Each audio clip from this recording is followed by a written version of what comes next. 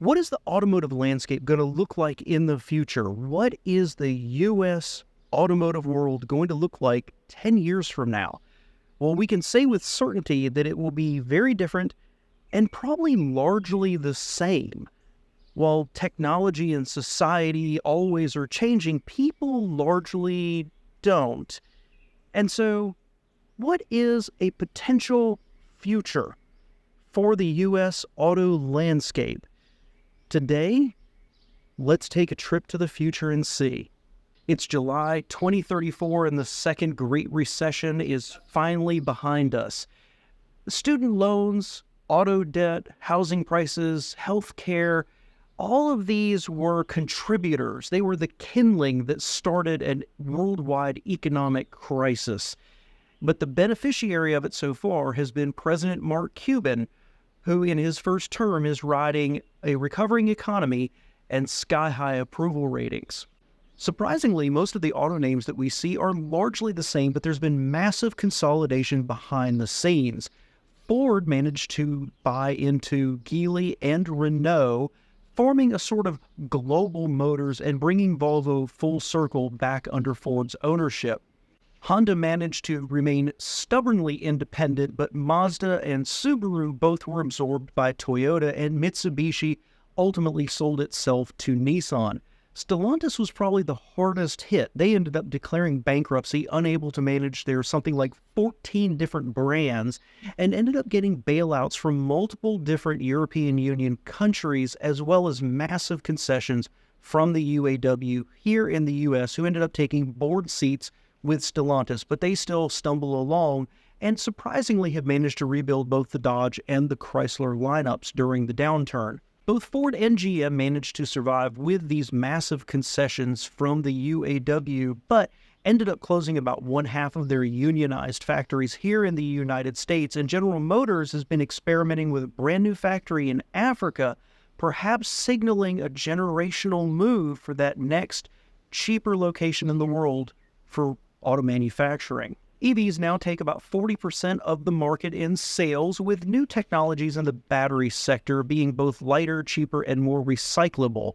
And after a decade of federal, state, and local governments investing in level 2 and level 3 charging, easy access to charging is largely ubiquitous across the country. Hybrids take another 40%, and internal combustion engines remain at about 20% of all sales, largely in larger trucks. The heavy trucking industry has largely moved to battery or hydrogen power, and the hydrogen network, especially along the interstates, has finally been built out, allowing another generation of engines to come along. With that move came more cab-over semis, much like what they use in Europe, and to help combat high consumer prices, President Cuban and Congress have authorized for non-urbanized interstate areas the use of multi-trailer road trains, much like you would see in Australia. A side effect of all this has been that city dwellers have found they really like their quiet thanks to the EVs.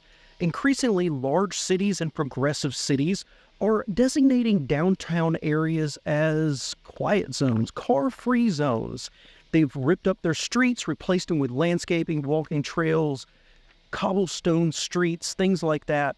Electric or hydrogen-powered trolleys run around, and larger areas outside of town that were more dilapidated are being revitalized or turned into park and rides, allowing urban dwellers to either take the trolley or ride an electric scooter downtown to their job. Unsurprisingly, there's been a dramatic increase in air quality in these downtown areas. With the somewhat unexpected leadership changes in both Russia and in China, the Chinese manufacturers have finally felt emboldened enough to come into the American market. Somewhat surprisingly, their products that go toe-to-toe in the marketplace have not been the sales success that everybody expected. While consumers find them to be well-built and technologically laden, they tend to have quirks that the American market just hasn't fully accepted, certainly for the price. However, they've been coming in with smaller and more expressive cars that have absolutely become sales hits. Small off-roaders, two-door coupes, T-tops have returned, And mini trucks have finally come to America, and they've gotten much more expressive with their colors as well. Iridescence, pearlescence, and new paints that allow you to change the hue with the app. And there's even been a modest resurgence in two-tone cars. Full-size trucks and SUVs have become increasingly heavily regulated, and certainly as statistics continue to show just how much more unsafe they were to pedestrians and other vehicles. Where the federal government hasn't been responding, states such as California and New York have, regulating them based on size and weight and requiring new licensing or registration as commercial vehicles for owners to be able to drive them. In addition, dozens of cities have also responded by adding congestion charges to vehicles or not allowing trucks over a certain size and weight downtown unless they have a permit to be doing commercial work. Due to the move to battery electric and alt-fuel vehicles, there's been a massive decrease in gas taxes taken in. Every state in the union, except for Alaska, has now moved to an annual fee based on the number of miles driven.